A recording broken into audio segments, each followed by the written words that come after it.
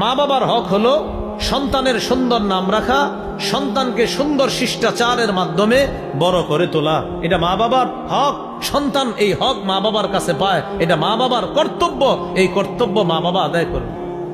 আবু দাউদের 4949 নম্বর হাদিস, قال رسول الله صلى الله عليه وسلم أحب الأسماء إلى الله عبد الله وعبد الرحمن। আল্লাহর কাছে সর্বাধিক পছন্দনীয় নাম হলো আব্দুল্লাহ, আব্দুর রহমান। নাম অর্থবোধক রাখা কতটা গুরুত্বপূর্ণ। সহিহ বুখারী 6193 নম্বর হাদিস, মদিনার বড় বড় তাবিদের একজন, বড় ফকি মুফতিদের একজন, যিনি মদিনায় ফতুয়া দিতেন, যিনি সাহাবায়ে কেরামকে সরাসরি দেখছেন, অনেক বড় আলেম।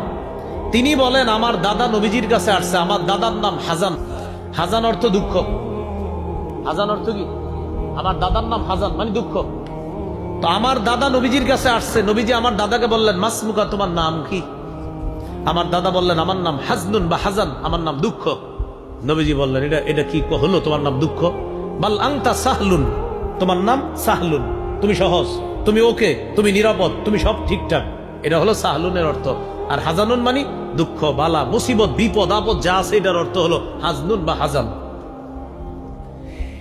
এই কথা বলার পর তিনি কি বললেন, আমার আব্বা আমার যেই নাম রাখছে এই নাম আমি পাল্টাবো না। আমার আব্বা দুঃখ নাম রাখছে, আমি দুঃখই রাখবো।